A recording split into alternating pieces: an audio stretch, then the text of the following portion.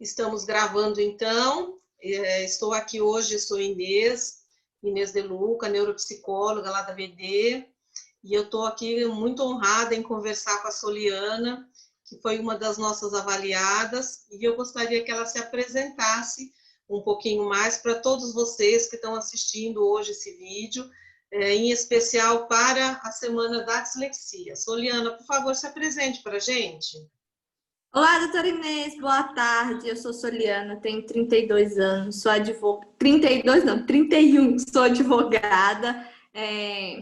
Fiz a minha avaliação com a ABD, onde, graças a Deus, tive grande sucesso. Exerço a profissão atualmente de advogada na área específica do direito militar, que é uma das poucas áreas, né, exploradas. Eu não entendi. Militar? Direito militar. É mesmo? Eu não conhecia. Nós somos muito poucos profissionais que exercem na área hoje, mas graças a Deus eu tive um chamado para essa área e eu fui. Como se diz, o disléxico gosta daquilo que é novo, né? O Sim. que está normal, a gente nunca faz. Muito então, bom. Nessa área. O que é difícil para vocês nem sempre é tão difícil, né? E o que é fácil para a gente, parece que às vezes fica um pouco mais difícil para vocês. Concordo. É uma situação que eu gosto sempre de conversar com quem eu tenho oportunidade, que me pergunta assim, Soliana, o que há de diferente? Eu falo assim, a facilidade que você não tem, eu tenho. Então, esse é o diferente do dislexia. Ele não tem mais nada de diferente, a não ser a facilidade que o outro tem, ele tem. E às vezes a facilidade que ele tem, para mim não tem. Aconteceu uma coisa interessante esses dias. Meu noivo, eu fui entrar no meu prédio e tinha que passar só o QR Code, né, a chavinha no portão para poder entrar. Coisa simples, qualquer um faria. Só que para mim, aquilo era muito difícil entender na onde estava o chip que eu tinha que passar a minha chave para entrar. Aí meu noivo falou, mas gente, qual a dificuldade nisso tudo? E aí meu pai, que convive há mais tempo comigo, aliás, são 31 anos de convivência, explorando um dislexo, né? Vamos se conhecendo. Ele falou assim para ele, Mário, o que é difícil para você é super fácil para ela. Mas o que é muito fácil para você, para ela não tem lógica, então se torna difícil. Então é uma coisa legal. Que ao dia a dia a gente aprende. E isso é muito marcante na minha vida. Um dia que eu fui fazer avaliação aí na BD. Eu estava a senhora, né, a doutora Maria Ângela, que meu coração vibra por vocês sabem disso. E a doutora Maria Ângela falou assim para mim assim, mas você já fez? E riu, né? Aí eu disse sim, que era o ditado com ela. Fez sim. Aí quando eu saí lá fora, ela falou para minha mãe, olha, o que é difícil, ela faz numa agilidade impressionante. Mas o que não é, ela fica te olhando. Então, assim, hoje eu procuro sempre dizer para o pai, para a mãe, para o dislexo, tenha paciência com você mesmo. Primeiro ponto. Isso. Apesar de você não querer ter essa paciência, mas tenha paciência com você mesmo. E segundo ponto, procure avaliação. Eu acho que o principal, tenha a avaliação sempre em mãos, porque a avaliação você consegue te conhecer quem é você no seu fundo. Que legal, é isso mesmo. O objetivo da gente fazer uma avaliação é esse, é descobrir pontos fortes e fracos para destacar os fortes e trabalhar os fracos para que melhore, não é? Esse é o objetivo. Fala um pouquinho para mim como eram as suas dificuldades lá na primeira infância, quando você começou a aprender a ler e escrever. Já era difícil naquele tempo? Já. É engraçado que alguns fatos me chamam muita atenção da minha infância. Por exemplo, eu não conseguia ficar sentada dentro da sala de aula. Isso a gente sabe que é um traço da dislexia junto com a hiperatividade. Então, eu não conseguia ficar. Só que se eu fosse contar uma história para a tia ouvia a minha história achando que era verdade. Eu tenho uma irmã gêmeas, né? Nós sempre estudamos na mesma sala, só por um ano que eles tentaram separar a gente. Foi um fracasso isso, né? Foi um fracasso, porque nem eu deixava ela estudar e nem ela me deixava estudar. Então, isso foi um fracasso. E quando a gente gente era bem menor, minha irmã conta com mais precisão. Ela falava assim, mãe, todo dia a Soliana contava uma história diferente para a tia. E a tia acreditava na Soliana, mãe, acreditava. Que tipo de história, Soliana? A minha professora, inclusive, recentemente ela conversou comigo. Ela disse que eu tinha uma imaginação de criar, que eu tinha feito um carro, outro dia eu tinha feito uma boneca, outro dia eu tinha ido numa fazenda, que a fazenda era assim, era assado, tinha tal coisa. E ela sabia, às vezes, que eu não tinha ido, mas ela dava margem. E ela sempre disse que ela sempre pediu para mim desenhar. Então, para mim ficar quieta durante a sala, durante o que ela estava fazendo, eu tinha que desenhar. E muita cor. Então, eu lembro que eu tomava todos os lápis de cor de todos os alunos. Na minha sala tinha cerca de 15 alunos, eu tomava todos. Eu devolvia depois no final da aula. Ainda bem. Porque eu sabia que se eu chegasse, eu apanhava. Mas eu recolhia, na hora que os meninos chegavam, eu recolhia todos os lápis de cor. Punha na minha mesa, esparramava eles. A tia, ela conta muito bem que eu fazia um leque com os lápis de cor. Então, eu passava a aula inteira. Só que eu sabia, no final da aula, o que tinha acontecido na aula. Você ficava prestando atenção auditivamente. Ah. E engraçado que eu sempre copiava do quadro, mas eu nunca copiava o dever todo. Só que eu tinha a segurança de ter minha irmã, né? Então, eu não copiava, o professor achava que era normal, às vezes achava que era preguiça. E aí eu chamo muita atenção dos pais, que eu tenho a oportunidade de conversar. O dislexo, ele não tem preguiça. Só que o cérebro dele... O dislexo, ele não tem preguiça. Só que o cérebro dele é mais ágil do que o do pai e da mãe.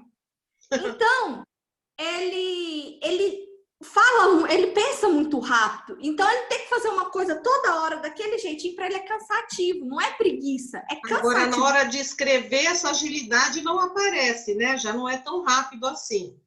Porque a agilidade não é escrever, a agilidade é criar. Eu tenho muita dificuldade na minha profissão hoje, extremamente, porque meu cérebro é mais rápido que a minha mão. Tá. Entendeu? Então, não gravar, Soliana. Quando você tem ideia, grava o que você está pensando para você não perder essa ideia. Eu costumo andar.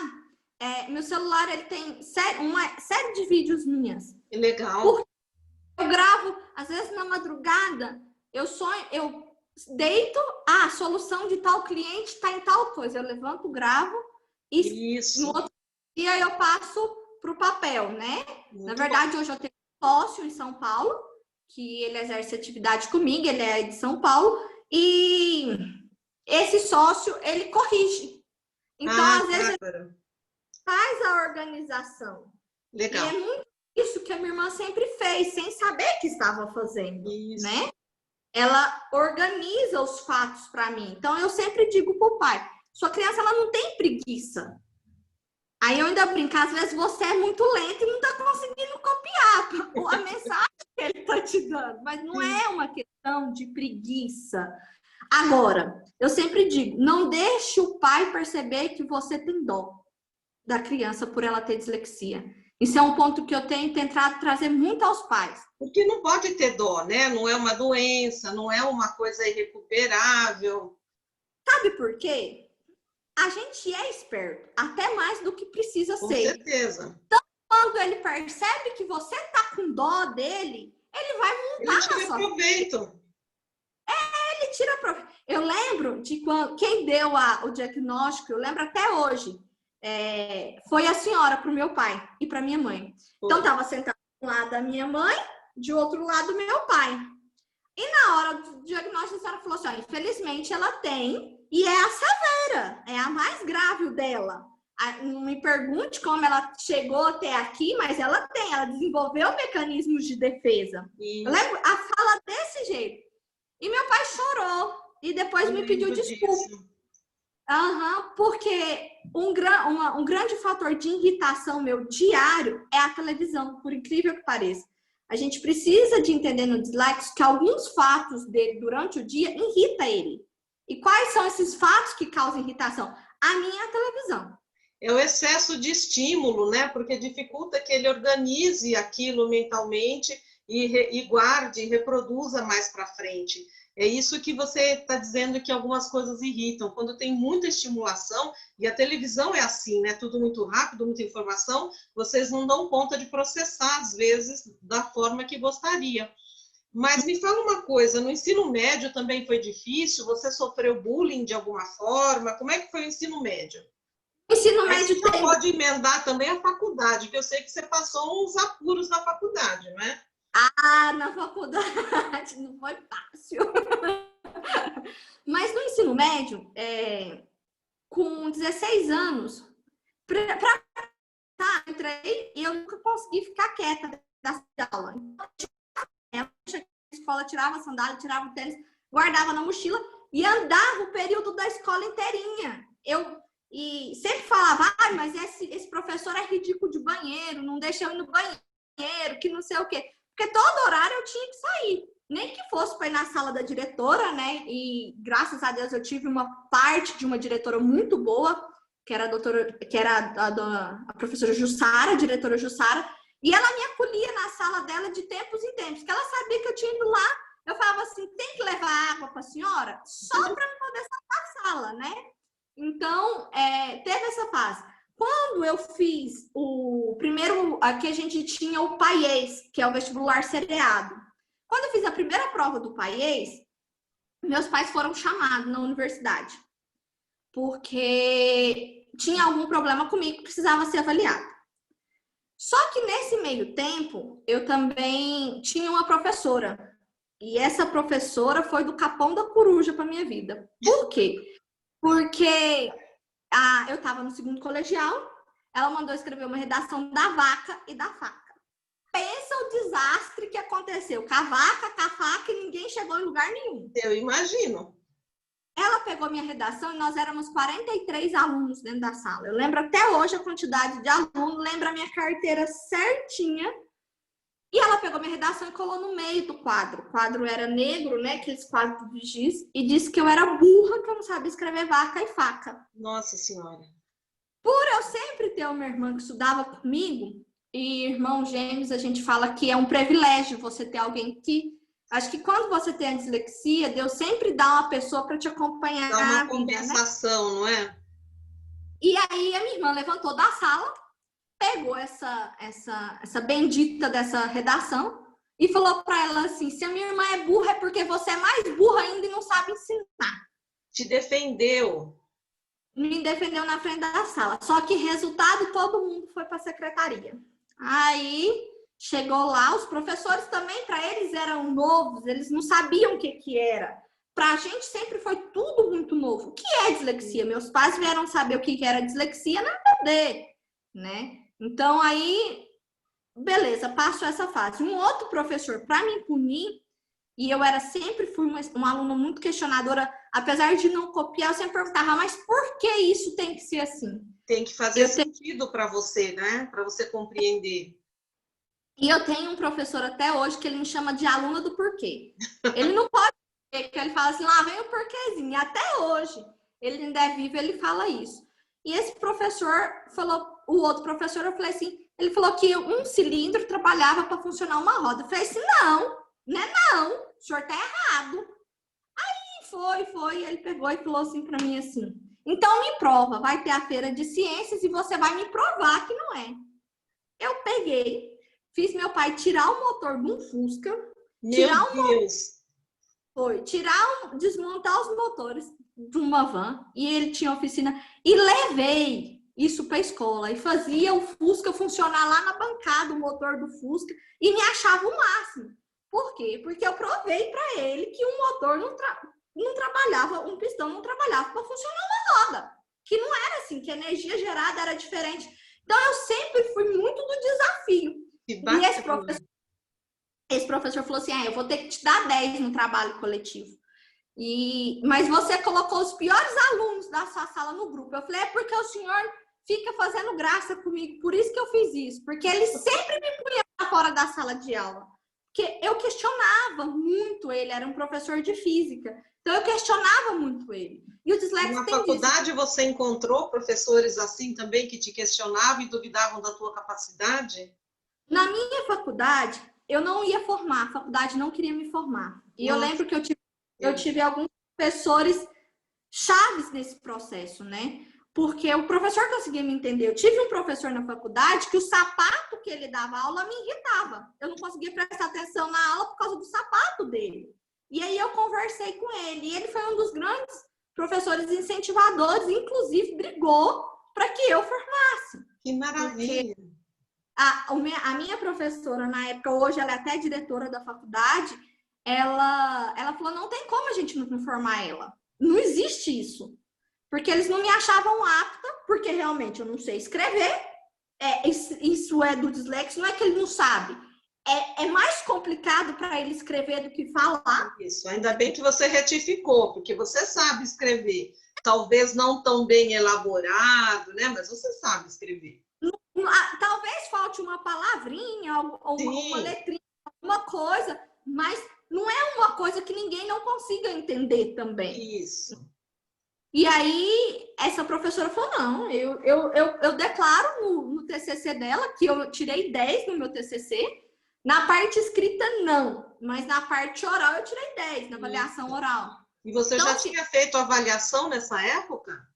Não, foi quando faltava 6 meses que eu não ia conseguir formar, porque tinha essa dificuldade toda de me achar com dificuldade e tudo tal, e que eles falaram, agora você não vai conseguir. Então, foi quando eu decidi correr atrás do meu laudo de dislexia.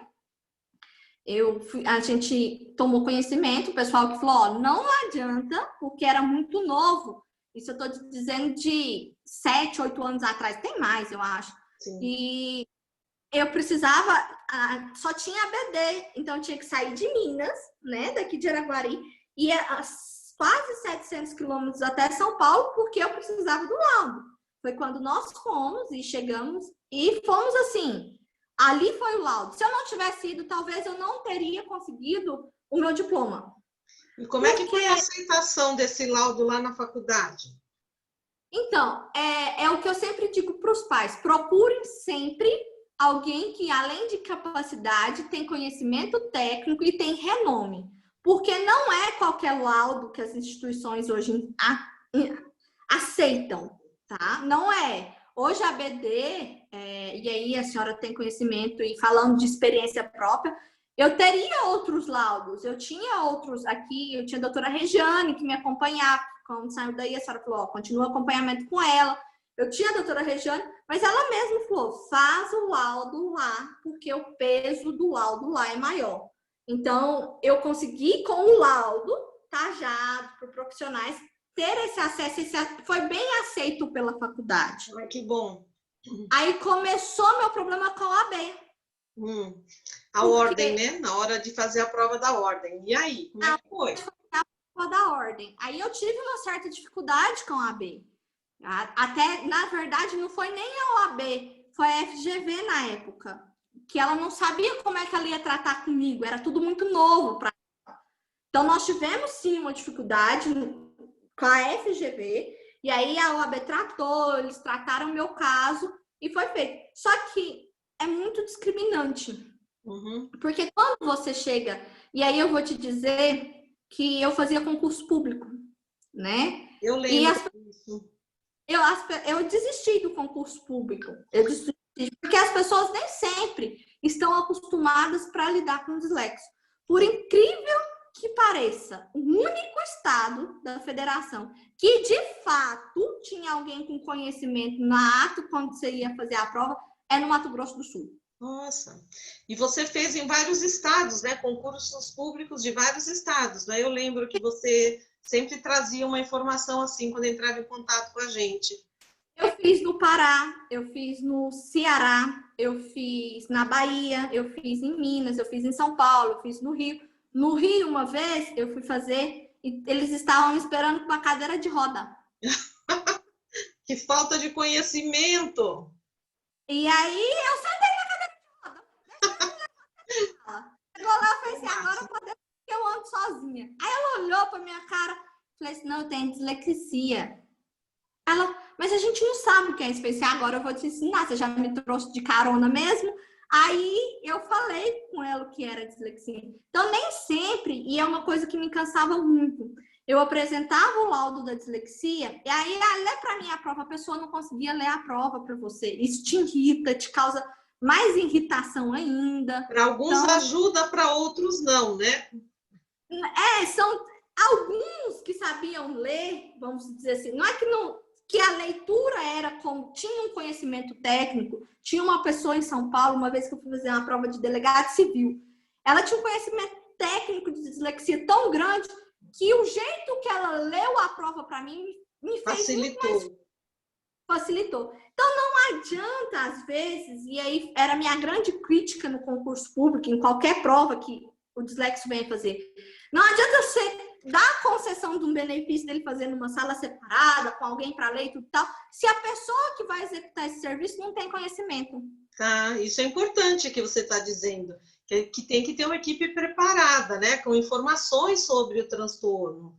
Isso é muito... Ela tem que ter informação. Opa, como que é que esse aluno realmente precisa dessa situação? E aí, quando eu vim para a UAB para fazer a prova, era uma outra menina. Lembra até a chamada Gabriela, ela me aplicou as duas provas, as únicas duas provas que eu fiz, né? A primeira eu não passei, e a segunda vez eu passei e fui para a segunda fase. Na segunda fase, eu fiz um requerimento solicitando que fosse ela. Que legal. Porque ela já me conhecia. Então, a forma que eu falava para ela já tinha conhecimento do jeito que eu estava fazendo. Sim. Então, isso é importante, não adianta, vale para o professor do ensino médio, vale para o professor da escola particular quanto da escola pública. Não adianta eu dar para o aluno todo o recurso e passar ele, se eu não tenho a capacidade para avaliá-lo, para ajudá-lo. Entendeu? Então, hoje eu sinto uma dificuldade mais de pessoas preparadas. Tá. Opa, ele tem o que porque já deixou de ser um bicho de 7 cabeças. Nós esperávamos que sim, né? Ou senão já deveria ter deixado de ser, né? Sim. E aí, hoje em dia, eu sempre digo, a gente precisa que as pessoas tenham um conhecimento, mas um conhecimento técnico. Ótimo. Entendeu? E quais são os planos agora, Soliana? Daqui para frente, o que você pretende conquistar ainda? Então, eu tenho vontade de fazer, e é meu alvo para o próximo ano, né? De fazer uma outra graduação em arquitetura. Em designer de... Por quê? Porque eu entendo que, para mim, o direito, quando eu escolhi, foi para provar que para aquela professora lá do ensino médio que falou que eu não sabia escrever, que eu sabia escrever. Tá legal, entendi. Era um desafio para provar o mundo mesmo, né? Provar o mundo que eu conseguia. Quando eu fiz a minha especialização em Direito Militar, e aí eu fui desbravar essa área. Por que eu fui desbravar essa área? Porque no Direito Militar é muita coisa falada. Então, para mim... Que era para você, era o ideal. Era o ideal. Quer ver uma coisa que hoje, no direito, e é por isso que eu não quero mais, hoje no direito é tudo processo eletrônico. Ah, tá. E aí, para mim, é difícil.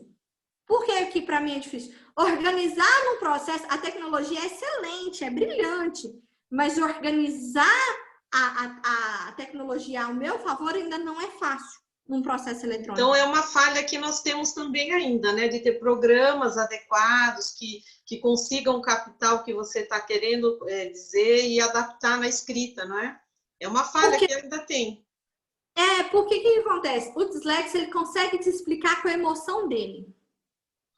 Entendi. O dislexo, ele nunca vai falar uma fala que ele não transborde uma emoção e um sentimento. Ah, que bacana que você está falando isso.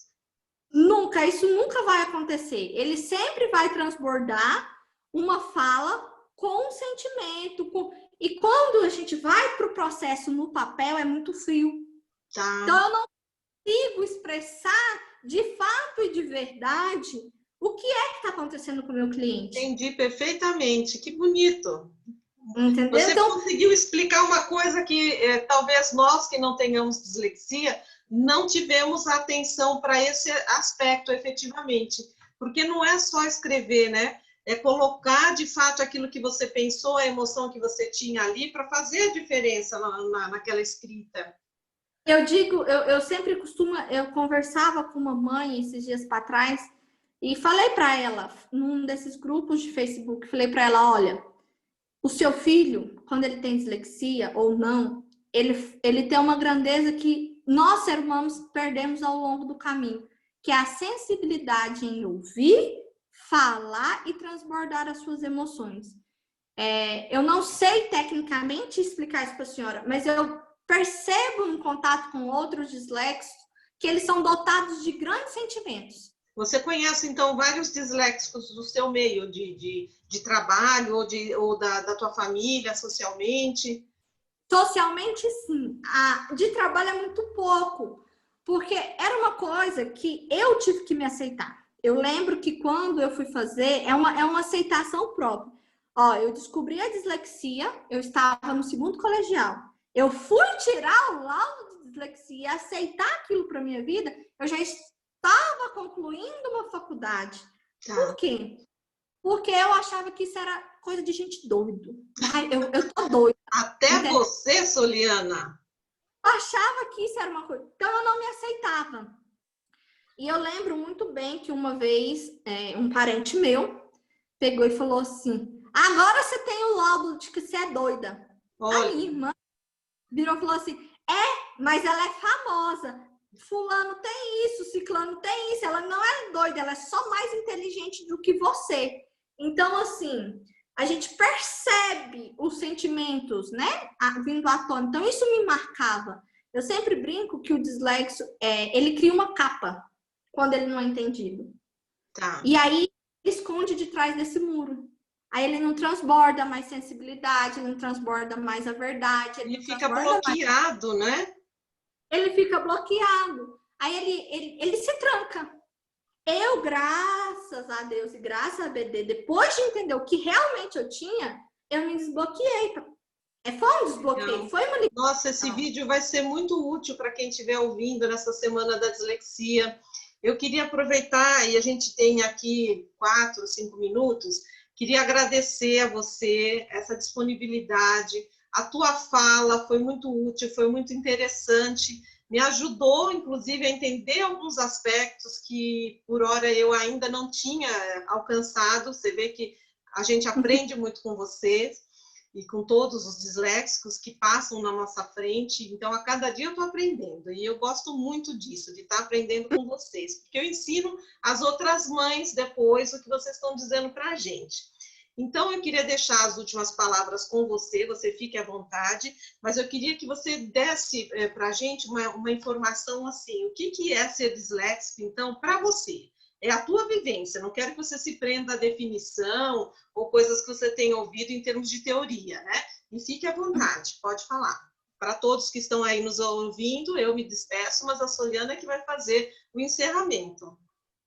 Ser dislexo é ter um presente de Deus que brilha na terra. Essa é a frase que eu sempre carreguei e sempre vou carregar comigo. Eu não tenho uma dificuldade. Eu tenho um talento a mais que outros não tiveram ter. Ser dislexo é ter alguém que ajude a lapidar essa pedra tão valiosa.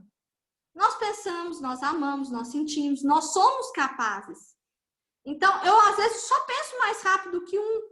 Ou eu, às vezes, só faço de uma forma diferente do que o outro. Ser dislexo é ter tudo, absolutamente tudo, inclusive o mais complexo. É saber entender o outro e ouvir o coração quando o mundo não está ouvindo.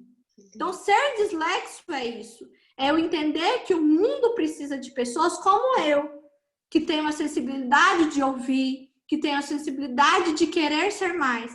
É poder escutar o coração do meu pai e da minha mãe batendo fora dele. É poder sentir a angústia de um pai e de uma mãe que não está vendo um filho conseguir ler. Mas saber que o momento de família vai ser desenvolvido. Ser dislexo é trazer o pai e a mãe para perto de você, para às vezes ler só uma revistinha. Mas é sentir o amor mais próximo. Então, ter dislexo e ser dislexo é uma dádiva. É um presente. É a melhor coisa que Deus poderia ter me dado quando Ele me formou. É ser dislexo. Então, hoje eu tenho isso comigo e eu sei que outros disléxicos virão ao mundo como viram para ser uma geração impactante, para impactar cada um na sua geração. Nós temos famosos que impactaram. Talvez hoje seja a geração que está descobrindo agora que é disléxico, que ele vai ter a oportunidade de impactar e mostrar ao mundo a necessidade do amor, do afeto a cada um. Eu esperava que você fizesse uma entrevista maravilhosa, mas eu não cheguei nem aos pés do que eu esperava. Você foi divina. E, assim, eu quero muito que os pais ouçam tudo isso que você disse, e todos os disléxicos também, e se agarrem nessa motivação que você passou para todo mundo, essa vibração maravilhosa, e sejam todos muito felizes, e para você a felicidade maior que eu puder desejar. Que seja muito feliz, que você realize todos os seus planos. Um grande beijo para vocês e para você, Soliana. Um bem Obrigada, viu? Obrigada. Eu só quero que a senhora leve um beijo muito especial à doutora Maria Ângela, que eu a amo de coração, e a senhora também. Muito obrigado por me fazer descobrir quem eu sou. Muito obrigada.